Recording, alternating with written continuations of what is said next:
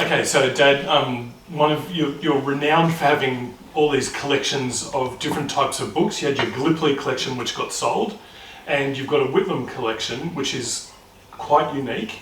So do you want to show us your Whitlam collection? All right, well, we might start with the high point. Probably the most famous words spoken in Australian political history. And the words are as you see them. Well may we say, God save the Queen, because nothing will save the Governor-General. There's a tea towel, and you can wipe your cups and saucers with Mr Whitlam's face, if you so choose. So Mr Whitlam said that on the steps of Old Parliament, what's now Old Parliament House. What was Parliament House? What was Parliament House. What had happened earlier that day is that after a prolonged constitutional crisis, the Governor-General, Sir John Kerr, called in Mr Whitlam, and he announced that he was determining his commission. In other words, he was giving him the sack. And the Senate had blocked the budget for some weeks, and the supply of money to pay the public service was about to run out. Now, a very controversial part of Australian politics, because those reserve powers were in the Constitution, but no one was clear how they could be used or not. So three main protagonists, Gough Whitlam, Malcolm Fraser and Sir John Kerr as the Governor-General. So there's a lot of history attached to those events. There was a fourth person, and the fourth person was the Chief Justice of Australia, who was Sir Garfield Barwick. And I noticed on the morning of the 11th of November 1975, they used to have a little viceregal column at the bottom of the editorial page of the Sydney Morning Herald. It told you what the Governor-General had done the previous day. And it said that he had had for lunch the Chief Justice, Sir Garfield Barwick. And I said to Mum, I think something is going to happen today. What I should have done is to phone my stockbroker, but I didn't. So show us some of the books you've managed to collect. Yes, okay, well look, the story is this. In later years, the head of history at Trinity Grammar School invited Mr Whitlam to come and talk to Year 9 history about the dismissal. And so they were very interested, of course. I mean, he was a great man, there's no question about that. And it was quite a coup to get him to come to Trinity to talk to the boys about that. My secretary thought it'd be a good idea to invite him in for afternoon tea. So she laid in a nice afternoon tea, not great big buns, but suitable small biscuits. And I had this stack of books which I asked him if he would sign, which he very kindly did. He asked me very kindly about my background. It was a magnificent study. Far grander than it should have been. It had a huge stone fireplace and mullioned windows, very, very spacious and gracious. And it gave the impression that the person sitting here must be some kind of aristocratic silvertail. And he said to me, what's your background? Oh, I said, I'm a refugee. Are you? He said, with the breathy voice he had. So I explained the fact that we'd come here in 1940 because of the Japanese threat to Hong Kong, where I had been born.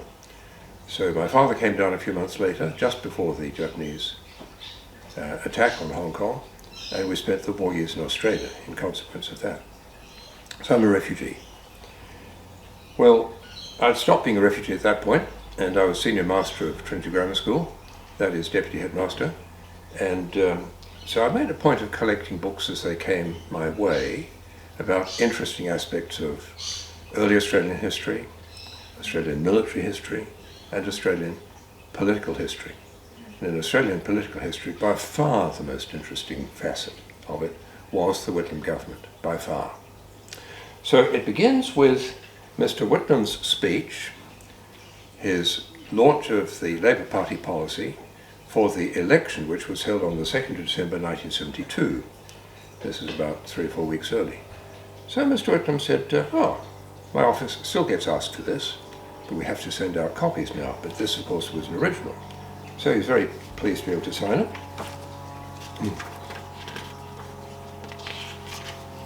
There it is, Labour Party policy speech, and he's scrawled his signature underneath.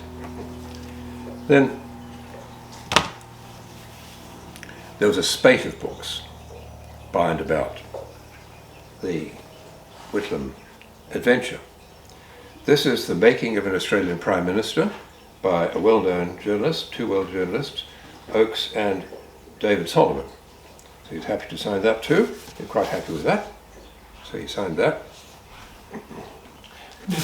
While you're showing the books he signed, do you just want to fill in a little how controversial Whitlam was in '72?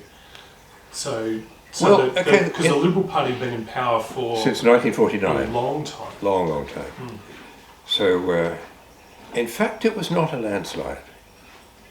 He won fairly narrowly, but the slogan, it's time for a change, that resonated with people at all levels. In the election campaign, he went to see a primary school, and they presented him with a small flowering herb. And he was puzzled by the small flowering herb. And he said, "What's this?" And the class was primed up beforehand. And they said, "It's time." That made the newspapers. But when he got into power, he basically ran power himself, and one other minister ran the whole government, didn't he? Yes, for 2 or 3 weeks, before the cabinet was even chosen and sworn in, there was what you might call a duocracy, a government of 2 people, and major announcements were made every day. Lance Bernard, I think, was the Deputy Prime Minister, and the papers always carried today's policy announcements. And on one occasion, about 3 weeks later, the Sydney Morning Herald had a headline, "No announcements of policy today." Because there have been huge policy changes each and every day. And this was when we got things like free university education. Free university education. I'm in the fortunate position of not having to pay a penny for any of the university degrees I've done, and I've done 4. Thank you, Mr Whitlam. Okay, so back to the books. Back to the books. There was The Making of the Australian Prime Minister, of course. There were several here that I didn't put in front of Mr Whitlam. He would have probably torn them to pieces. But there is one by Alan Reid, and it was called The Whitlam Venture. And this was very controversial. He hated it. And he did sign it. It's E.G. Whitlam, E and O-E. Now that's an old-fashioned accounting term that comes back from the days when clerks could make lots of errors on presenting monthly accounts. And it stood for errors and omissions accepted. Now these days they don't use that because you assume that all accounts are correct. But he was prepared to sign it. He hesitated, but sign it he did. The Whitlam Venture. And by signing it that way, he's saying, but I don't agree, like there are errors inside, so I'm sort of papering over those errors and pretending that they're not there. Pretending they're not there, yes, he's very kind. So, the one he enjoyed most was written by his speechwriter, Graham Freudenberg, A Certain Grandeur. And it's a very good title indeed, because Mr Whitlam certainly did have a grandeur to him. The first Australian Prime Minister, who was generally referred to and addressed by his first name, was Bob Hawke. But Mr Whitlam was always Mr Whitlam. Always Mr Whitlam. And he had a certain grandeur. And he signed this. This is the only one he signed with my name, Stuart Braga. He didn't have any Portuguese, but he did have a certain amount of Spanish. Now, I don't know about my Spanish pronunciation, but it's something like this. Con mi affectuoso saludo, Gough Whitlam. Not E.G. Whitlam, Gough Whitlam. Stuart Braga with my affectionate greetings, I think. Very nice of him. A certain grandeur. He loved that. After the dismissal, he wrote this book. Quite a big book. The Whitlam Government. With a cartoon on the front cover, you might say. Drawing. Here he is. E.G. Whitlam on that. Very, very controversially was that book received. He was dismissed by the Governor-General, Sir John Kerr, who wrote a book that I certainly was not going to ask Mr Whitlam to sign, John Kerr, Matters for Judgment.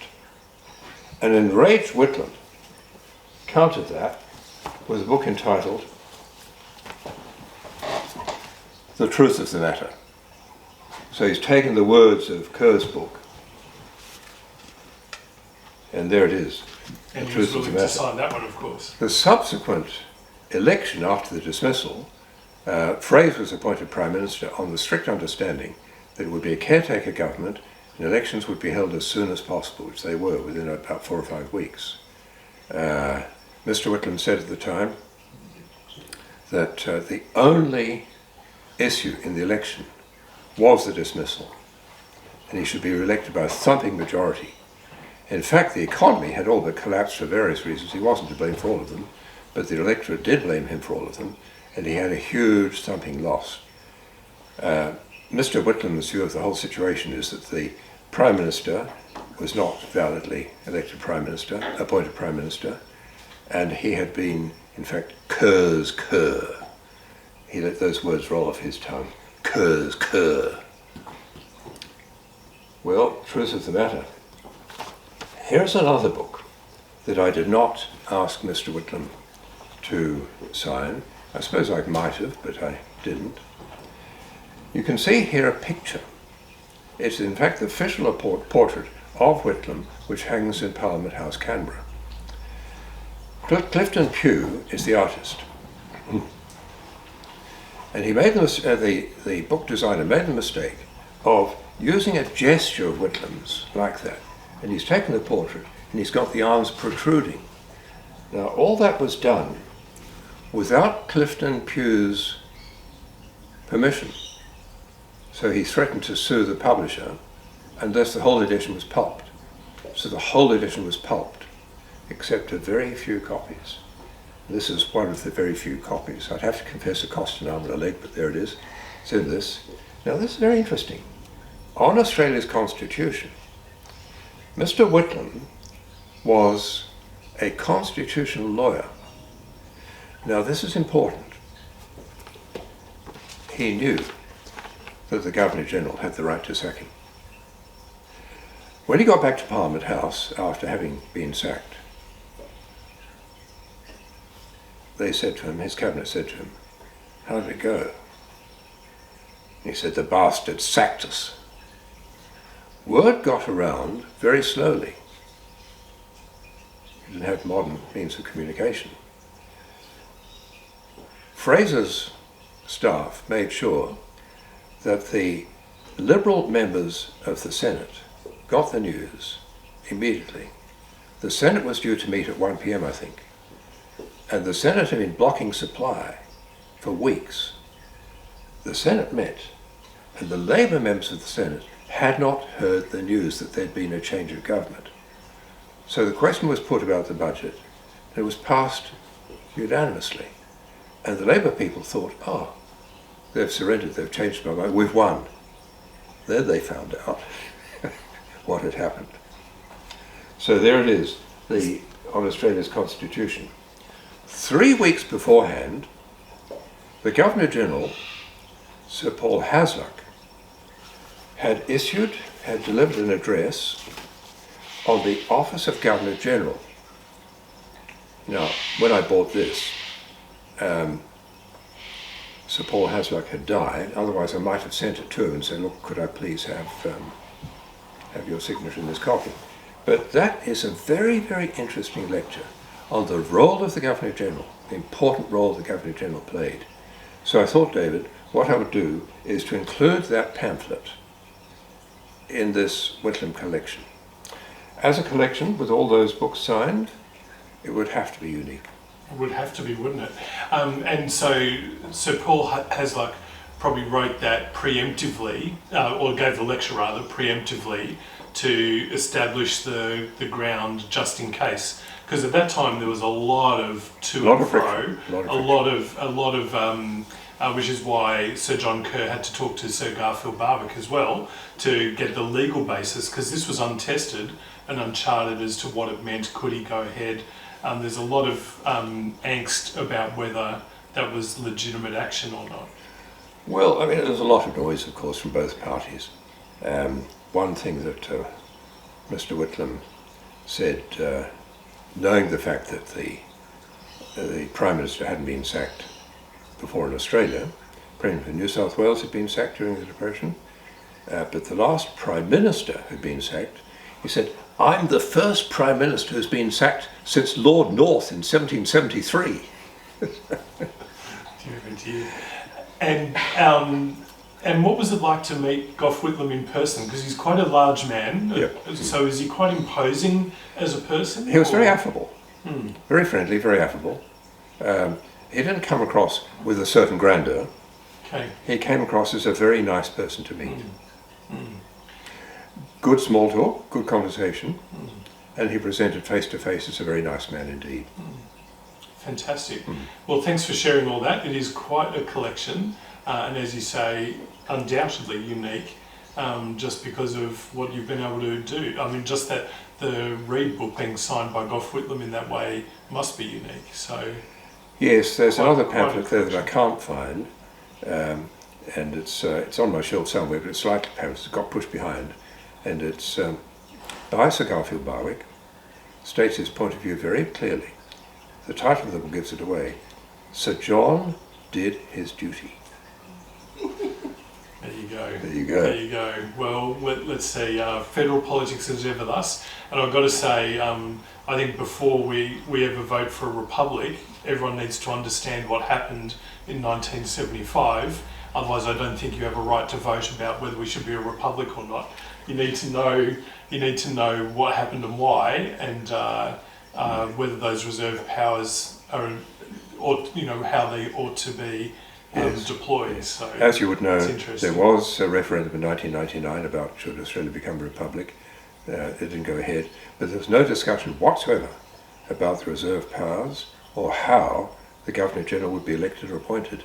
And the basic problem is this: if you had a popularly elected president and a Prime Minister appointed by the majority party, who are therefore the majority because they've won the election, sooner or later there would be a conflict between the two of them, and both would say, "I represent the will of the people," which is right. So Mr Whitlam knew that the reserve powers existed. He didn't think they should be applied. And yet they were. So there you go. And it creates a lot of history. Oh, it created a vast amount of history. And some very, very good political cartoons. Very good. Thanks, Dad. Much appreciated. My pleasure.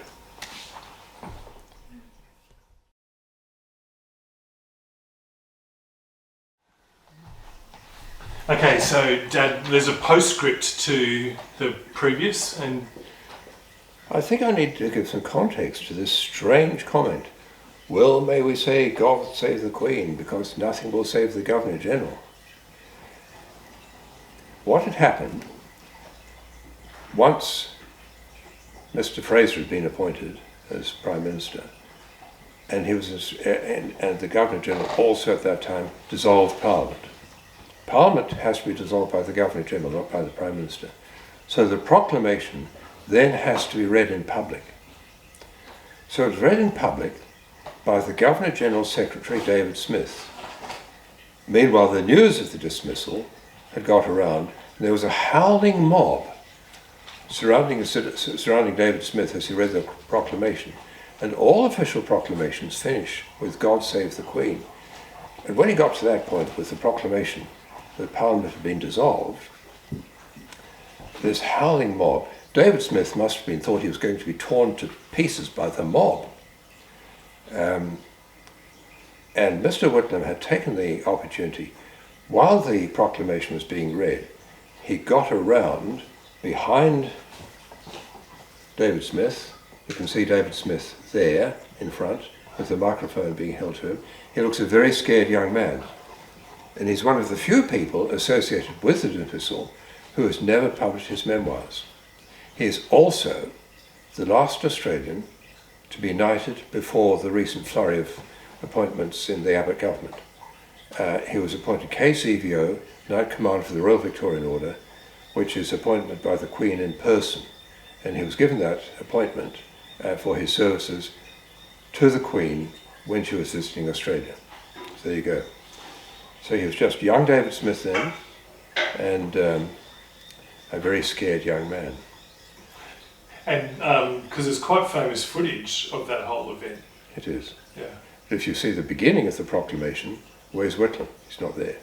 By the end of the proclamation, he's there and seizes the microphone, Ready to go. ready to go, because he's going to win the election and he'll then sack the Governor-General. But all the best laid plans of mice and men didn't happen. No, didn't happen. Very good. Thanks, Dad. Okay, David, thanks for all the questions.